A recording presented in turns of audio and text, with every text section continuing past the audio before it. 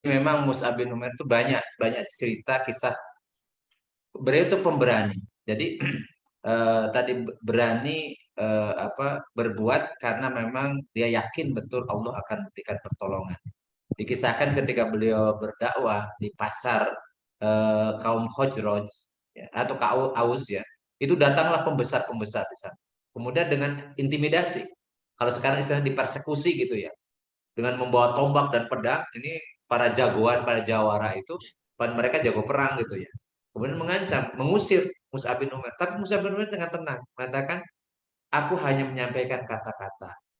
Kalau kalian suka, ikutilah kata-kataku. Kalau kalian tidak suka, aku akan pergi. Nah, orang-orang Mekah itu, orang-orang Madinah itu berbeda dengan orang Mekah. Orang Madinah itu orang yang terbuka pikirannya. Kemudian ya sudah, ini sudah kalau itu silahkan kau mau kata-kata apa. Dan beliau bisa bisa tadi bagaimana mengutek dulu ingat ayat-ayatnya baru ayat-ayat makiyah kan, belum ayat-ayat madaniyah. Jadi masih terbatas ayat-ayatnya. Dengan bekal ayat-ayat atau surat-surat pendek ya dari ayat-ayat makiyah, beliau kemudian menyampaikan dakwah dengan tauhid itu. Dan Allah memberikan hidayah kepada para pembesar kaum Aus ini. Kemudian belum selesai Mus'ab bin Umair menyampaikan dakwahnya, sudah terjadi perubahan wajah. Yang tadinya sebenarnya wajah marah, kemudian berubah jadi senang berseri-seri.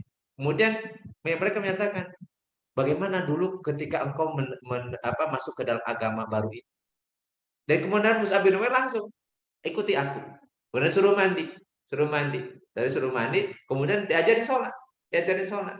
Jadi ya makanya tadi sholat itu ya sesuai kemampuan kita. Sebenarnya mereka dulu ya sholatnya juga kan sholat perintah sholat 5 waktu ini sudah. Tapi bagaimana tata cara sholat, bacaan macam-macamnya, ya tentunya belum belum tahu ini baru masuk Islam. Tapi diikutilah kemudian Mus'ab bin Umair.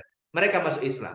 Kemudian setelah itu balik ke kabilahnya, ke rumah masing-masing berubah jadi pengemban dakwah. Mereka menyampaikan masuk Islam. Jadi bukan hanya mereka yang masuk, tetapi juga orang-orang dari keluarganya, dari kabilahnya, ya, pengikut-pengikutnya itu diajak masuk Islam. Dan sehingga begitu efektifnya dakwah Mus'ab bin Umair ya karena pertolongan Allah juga itu di Madinah. Dan itulah sosok Mus'ab bin Umair. Sehingga ketika awal-awal ya ketika setelah berhijrah nih orang-orang muhajirin, kemudian di pertemuan itu masuk terlambat Mus'ab bin Umair dengan pakaian yang hanya nempel di tubuh, kemudian kondisi tadi fisik macam-macam itu sangat berbeda jauh dengan Mus'ab bin Umair yang mereka kenal ketika di Mekah pada masa jahiliyah.